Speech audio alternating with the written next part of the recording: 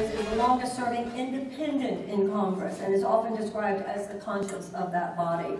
Throughout his political career as a 4-term mayor of Burlington and as Vermont's congressman for 16 years, and as U.S. Senator for 8 years, Bernie has always been an effective and articulate fighter for social justice.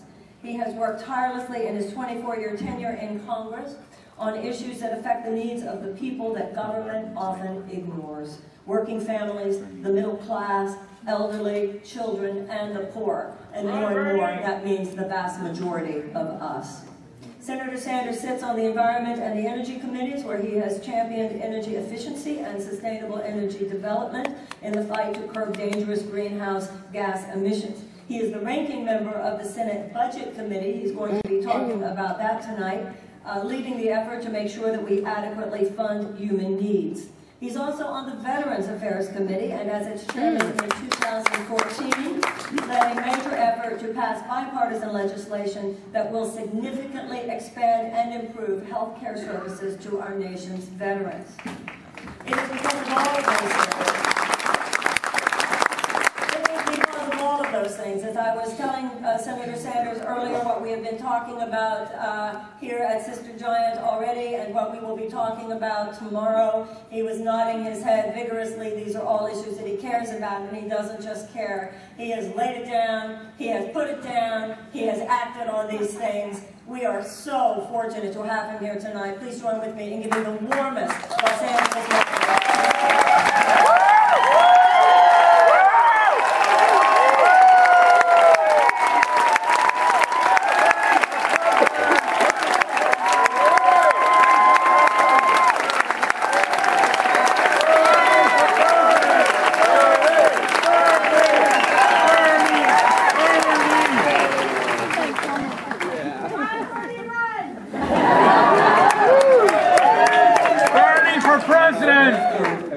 After being called a genius, after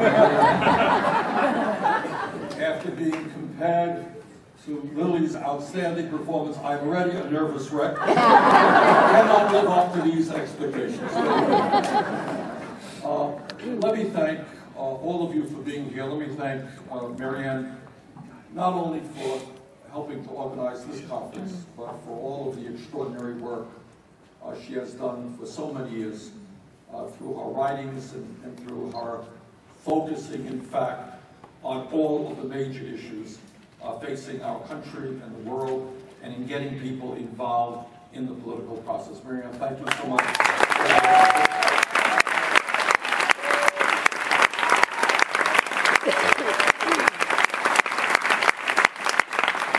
I'm also delighted to be here with dear friends, people I've known for a very long time. Tom Hartman and I, as you may know, do a radio show almost every Friday. We didn't do it today, but we do it, we didn't do it yesterday, but we do it and have done it for about 8 or 9 years. And at a time when 95 or 96% of talk radio is dominated by right-wing extremists, Tom has been out there year after year giving people an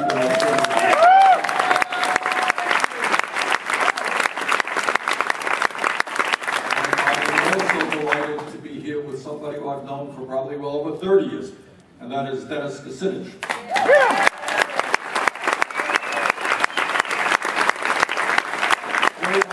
Dennis and I are a little bit younger. He was the mayor of Cleveland, I was the mayor of Burlington, and we started causing trouble way back then. And we've been doing it since, and Dennis clearly is one of the courageous political figures of our time, and we thank him for all that he has done. Yes. This evening is do something that is not often done by political figures, and that is actually talk about the real issues facing the American people. I know that's a radical, unconventional idea, but what the hell, I'm in LA, let's go for it.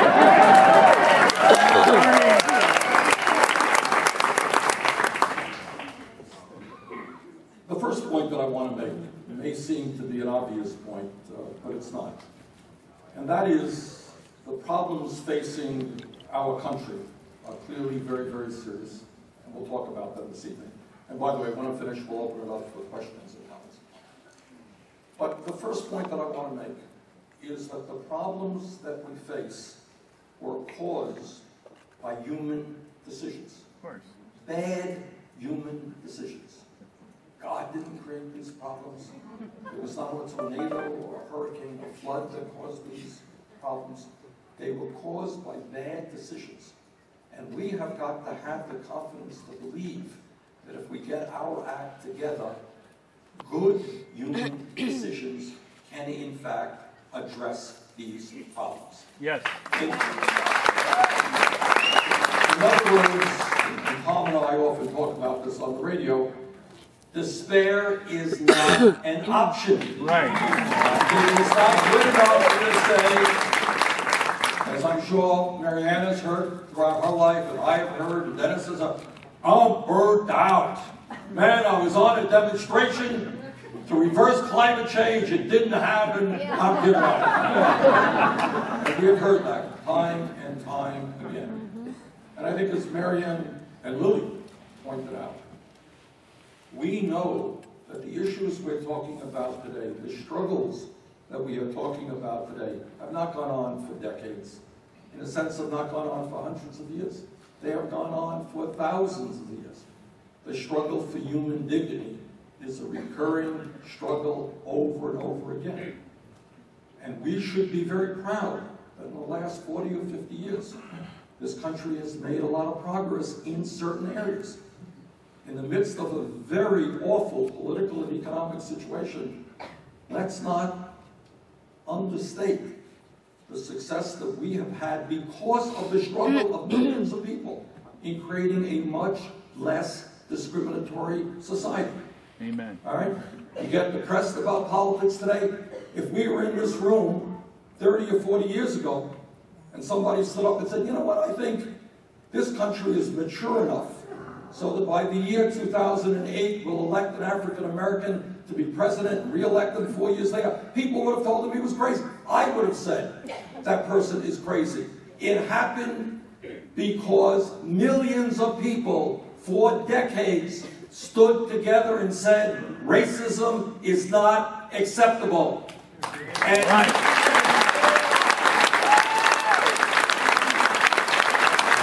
clearly, we all know we still have a very long way to go, but don't underestimate the success that mass action has had, the success of the struggle of so many people.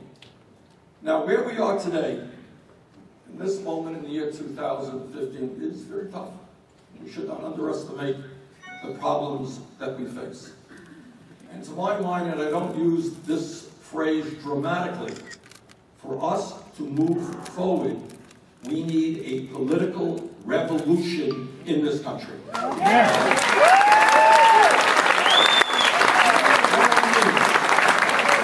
What do I mean by a political revolution? We need election reform and significantly increasing voter turnout. Yes. All right, now that may seem pretty simple.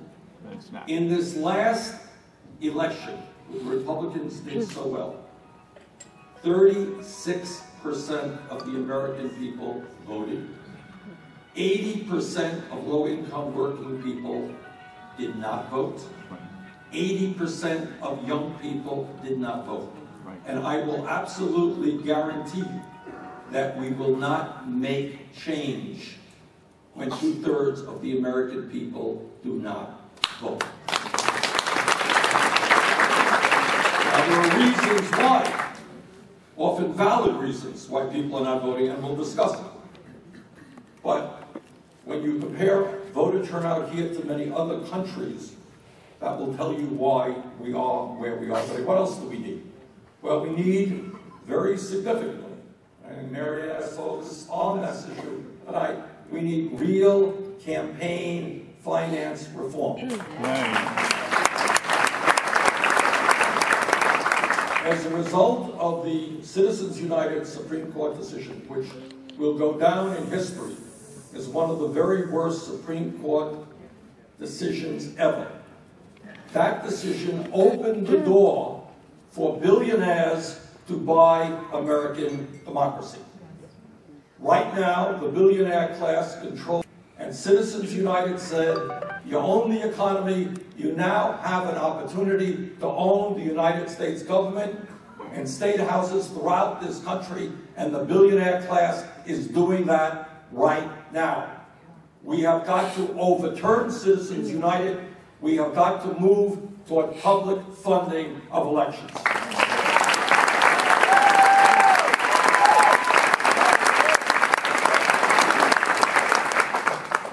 When I talk about political revolution, I also mean something as simple as significantly increasing political consciousness in this country. Last year, there was a poll done, and the results didn't surprise me, and shouldn't surprise you. Pollsters asked people, and this is a year ago, and they said, can you tell me which political party controls the U.S. House of Representatives and controls the U.S. Senate? And at that time, the Democrats controlled the Senate, Republicans controlled the House. 63% of the American people could not answer that question correctly. Most people do not know who their member of Congress is. So how do you make change in this country when people have a very little understanding of what is going on in Washington? And in my view, a lot of the reason for that lack of knowledge has to do with a corporately owned media which spends all of its time, it seems, converting politics into some kind of game show or football show, rather than talking about the real issues facing our people and engaging us in a real discussion. Now, you may agree or disagree, and I think most of us probably disagree with the Trans-Pacific Partnership. But you know what? The important issue is, to the best of my knowledge, network television has not said one word about the largest trade agreement in the history of the country. So how do you have a debate on that issue? I am, as Mary Ann mentioned, the ranking member of the Senate Budget Committee. And I've been working on that issue for the last 2 weeks. And what I will tell you is what is a fact, not to be debated. Mitch McConnell were here, he wouldn't debate it. The Republican budget, among many other horrendous things, threw 27 million Americans off of health care.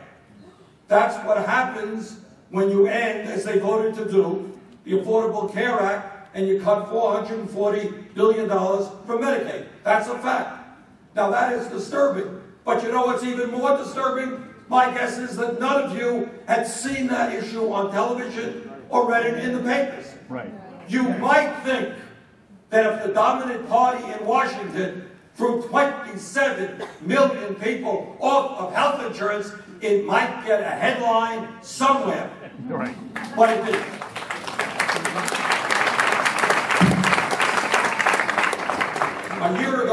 About a year ago, some of us in the Senate, Brian Schatz, Hawaii, and a few others, and myself, we wrote a letter to the presidents of the major networks. In fact, I met with the president of CBS. And the letter basically said the following. It said, the scientific community, virtually unanimously, believes that climate change is the greatest environmental threat to our planet. And a study recently published shows that the major networks virtually dismissed and did not talk about climate change. And actually, after the letter was written, 2 Sundays later, all 3 of the networks talked about climate change. But here's the important point. On major issue after major issue, corporate media refuses to allow us to have a serious discussion. I don't care what your view may be, but when you live in a democracy, the people have a right to know what the hell is going on and how people feel about the important issues. So when I talk about a political revolution, in one way or another, I'd love to hear your ideas. And that's why I applaud what Tom Hartman has done for years, and others. We need a revolution in media All right? Yes. What goes on in Washington is not a football game, and it is not a game show. The decisions being made impact every life in this room and every life in America. And the American people have a right to be engaged in that discussion, and the media has got to talk about those issues.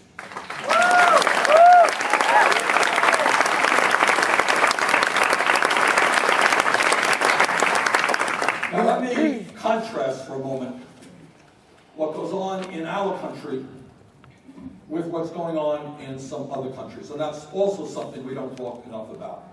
You know, and I know, for example, that in the United States, we are the only major country on earth that doesn't guarantee health care to all people. Right. You know it, and I know it, and we're ashamed of that fact.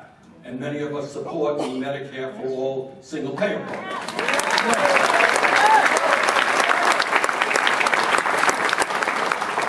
But you know it, and I know it, but you know what? Most of the people in this country don't know it. They think a system in which 35 million people have no health insurance is the norm. They think a system in which we pay the highest prices for prescription drugs in the world is the norm, because we have not had that discussion as to why we end up paying far more per capita for health care than any other country and get much less. We've got to demand the media allow us to have that discussion as well.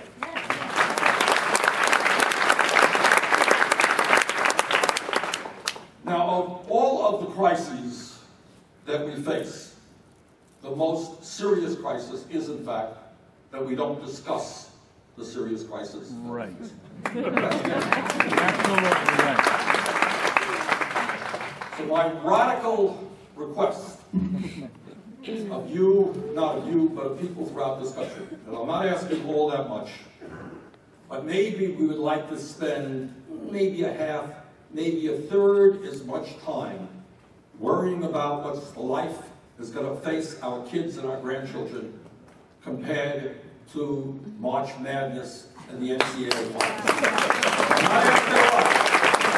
Maybe a third. Essentially, when you look at politics, you get away from the media who thinks it's a ball game and polls and how much money you raise and all that stuff. What are you talking about? What you're talking about first is for honest people to come forward and say, all right, what are the problems?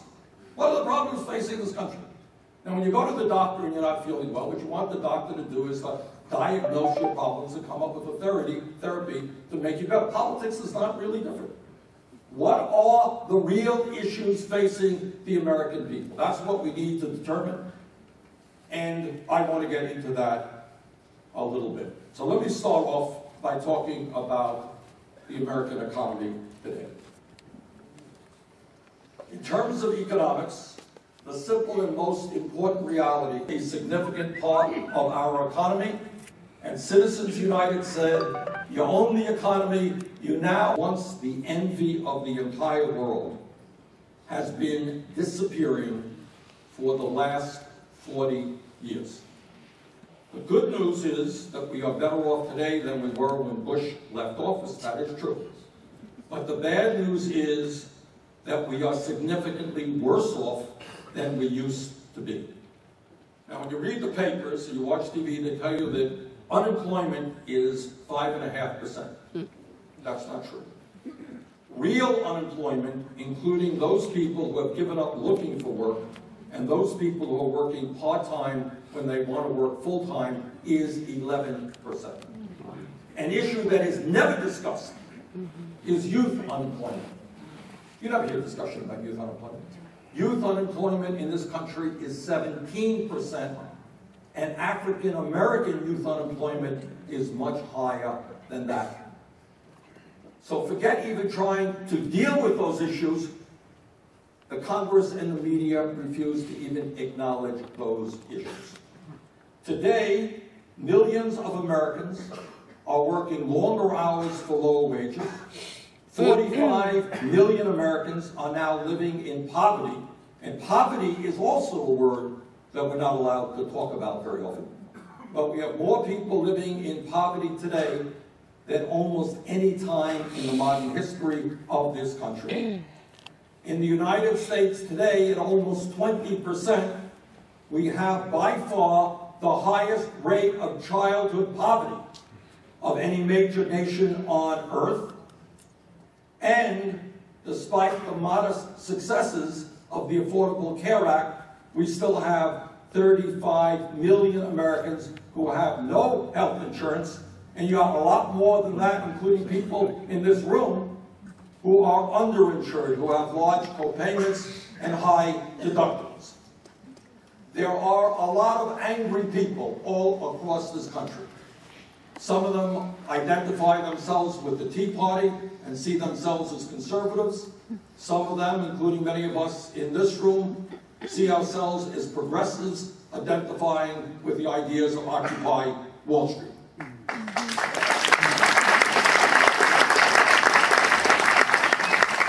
Picking up on what Marianne talked about a moment ago, and one of the themes of this conference, let me tell you why people are angry and why they have every right in the world to be angry. Despite a revolution in technology, now we take it for granted. When I was mayor of Burlington in the 1980s, it was a big deal when we got the first computer in City Hall. That was in the 1980s. So what we have seen in the last 30, 40 years is a revolution in technology, huge increase in worker productivity. So here's the good news. Every one of you is producing a lot more than somebody who had your job or a similar job 30 or 40 years ago. Given that reality, you might think one of two things. That if I am producing more, I am working fewer hours. You're laughing.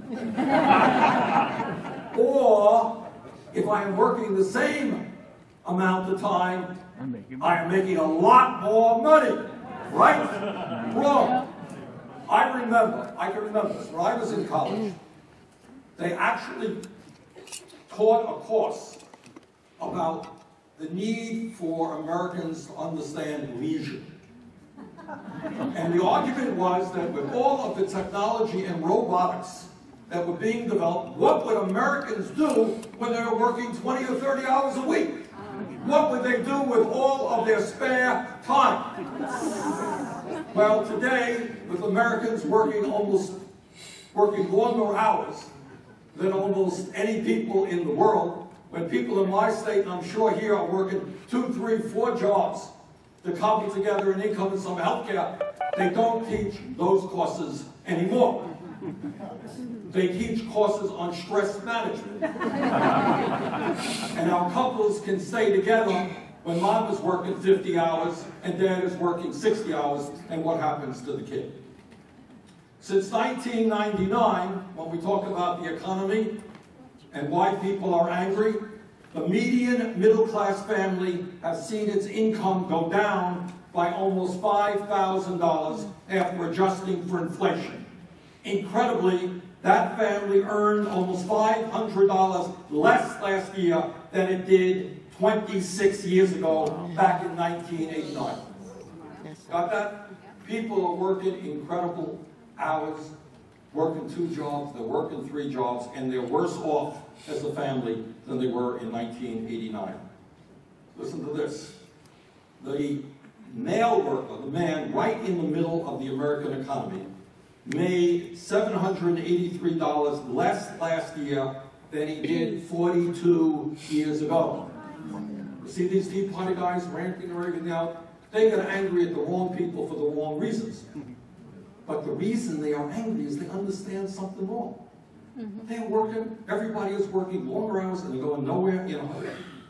Typical female workers earned $1,300 last year than they did in 2005. And median family income, and the median family has seen its wealth go down by more than 36% since 2005. What is all that about? It's people are anxious, they're scared, and those are the reasons why.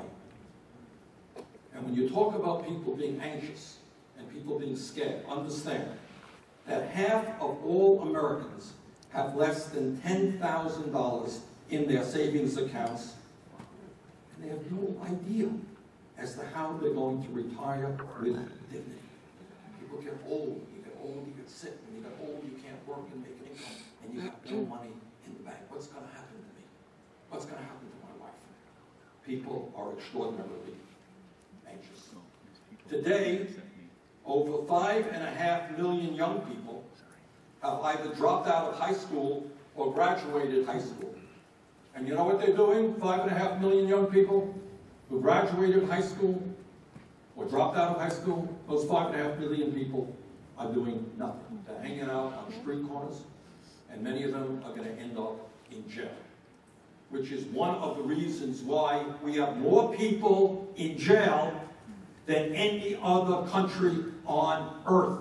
We have more people in jail than a communist authoritarian China, which has far more people than we have. Maybe, just maybe, we might want to invest in jobs and education for our young people rather than throw them in jail.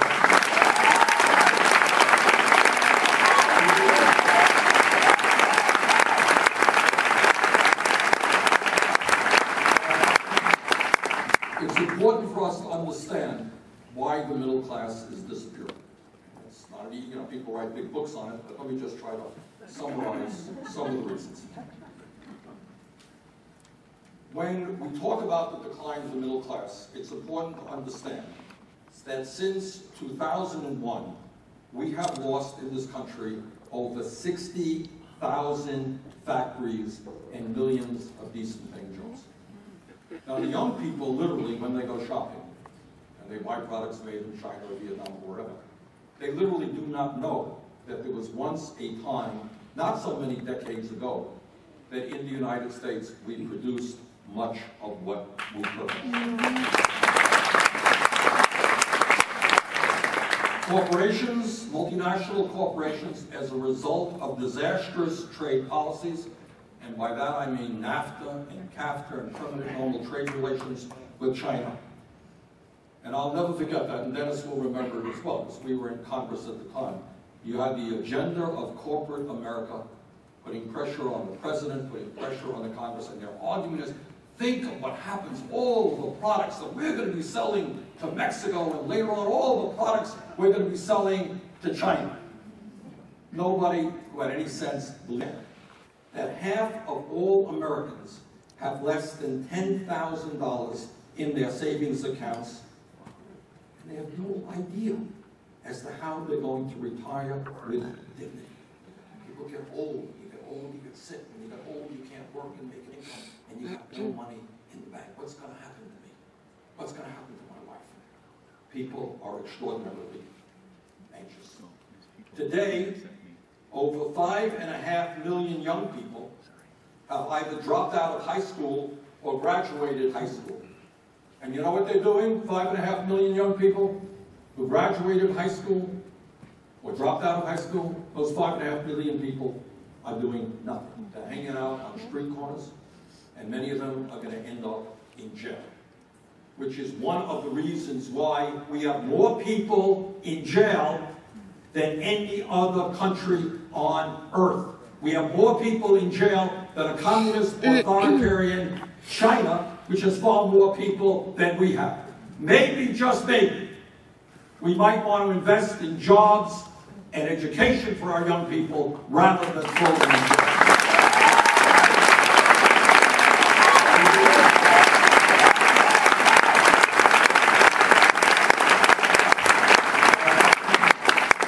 It's important for us to understand why the middle class is disappearing.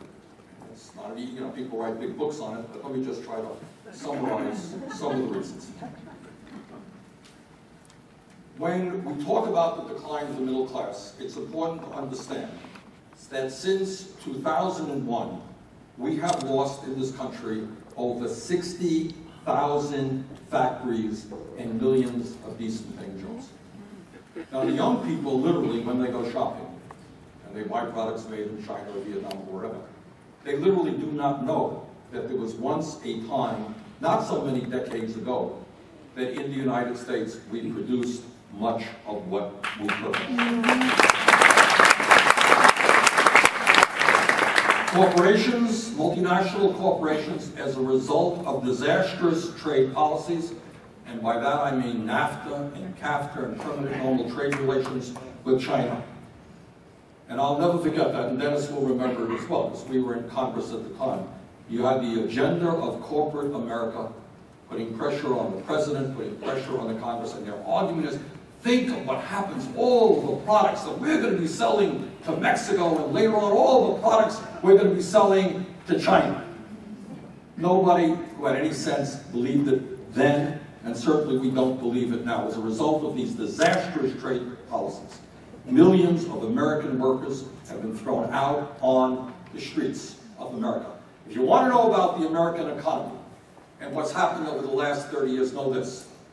30 or so years ago, the largest private sector employer in the United States was General Motors. General Motors made a real product. It had a strong union, the UAW. It paid good wages. It had very good benefits.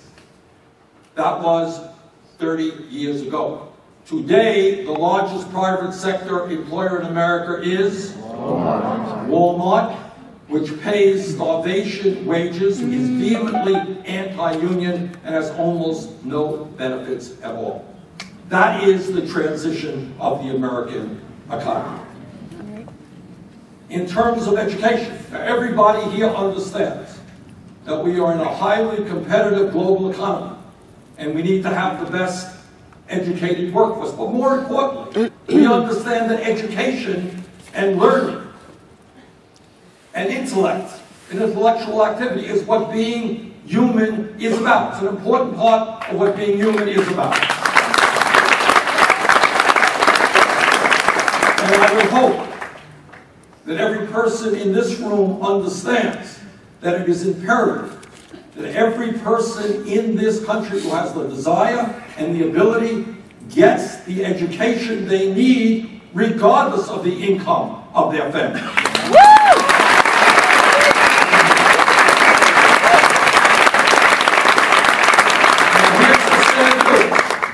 Here is the sad news. Today, 30 years ago, we led the world in terms of the percentage of our people who graduated college. We were number 1. Today, we are number 12. And what that means is there are hundreds of thousands of bright, young people who have so much to offer, who look at the cost of college today, who look at the kind of debt they're going to leave school with, and they say, no thanks, it's not worth it. And then you've got millions of other people who in fact do go to college, and they leave school or graduate school deeply in debt. And that debt hangs around their shoulders for decades. A few months ago, I met a woman who was not only paying off her debt from college, she was paying off her kids' debt from college. All right? It goes on and on. Now, what sense does it make? Zero. In a competitive global economy to discourage and make it hard for people to get the education that they need? What we have got to do is, instead of investing more and more in the military, what we have got to do is say,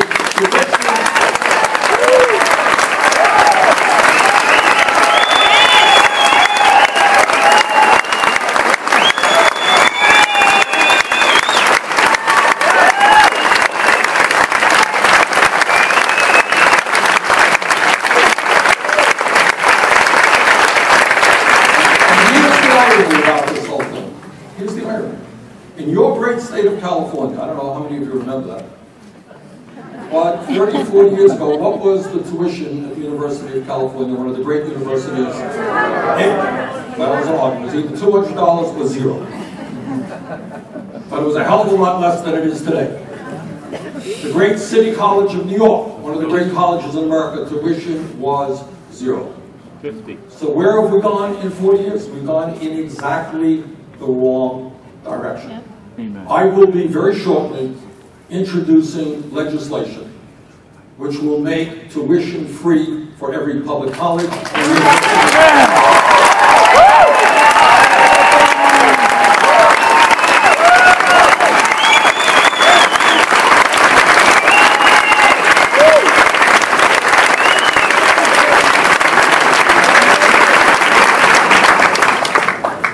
Now, I've talked a little bit of what's happening to the working class of this country, what's happening to the middle class of this country. And all of that would be understandable if, for example, some terrible tragedy befell America and everybody suffered. There was some terrible natural disaster. You know, there are tornadoes that strike a town and it leaves a path of pain and horror. But I think what makes the American people today so angry and so frustrated is that the economic crisis that they are experiencing is certainly not universal. The fact of the matter is that while tens of millions of American families are struggling to put bread on the table, millions of families are one paycheck away from disaster. I mean, I have talked to people if their car broke down and they didn't get to work and they got fired from their job, their entire family would financially collapse. Talk to people who are one divorce away from disaster, one illness away from disaster, one automobile accident. People are just hanging on. And if one part of the picture ends up badly, they collapse. They lose their jobs, they lose their income, and God knows where they will be. But in the midst of that suffering and that anxiety, there is another reality in America that needs to be talked about a whole lot. And that is that our country today has, by far, not even close, the most unequal distribution of wealth and income of any major economy on earth. And that gap between the very, very rich and everyone else is growing wider. Now, I'm going to bore you for a moment with some statistics. My wife says, don't do it. Do it. The hell with it. 20%. And you got all this stuff. If you fall asleep now, it's on my website. Here it is. Today in America, the top 1% owns about 42% of the financial wealth of America. Okay? 1% owns 42%. When I talk to kids, I say, look at that big pizza. There's 100 slices of pizza, and one pretty chubby guy gets 42 slices. But this is a very sophisticated audience, right? And then, if you look at the pizza, you find that the bottom 60% own about 1.7% of the wealth. So you got less than 2 people. The bottom 60% owns less than 2%. Top 1% owns 42%. So you got 2 people. You got 60 people sharing 2% of the pizza. 2 pieces. It's pizza analogy. Now here's something else. Listen to this. Forget the pizzas, but listen to this. Today, the top 1/10 of 1%, 1/10 of 1%, own almost as much wealth as the bottom 90% of the Americans. Got that? 1/10 of 1% versus 90%. Today, one family, the Walton family that owns Walmart, that one family owns more wealth than the bottom 40% of the Americans. Over the past 40 years, we have witnessed an enormous transfer of wealth. You know, our friends on the right say, distribution of wealth, it's a communist idea, it's a terrible idea. In fact, we have seen over the last 40 years a massive redistribution of wealth in this country. The only problem is it has gone in the wrong direction.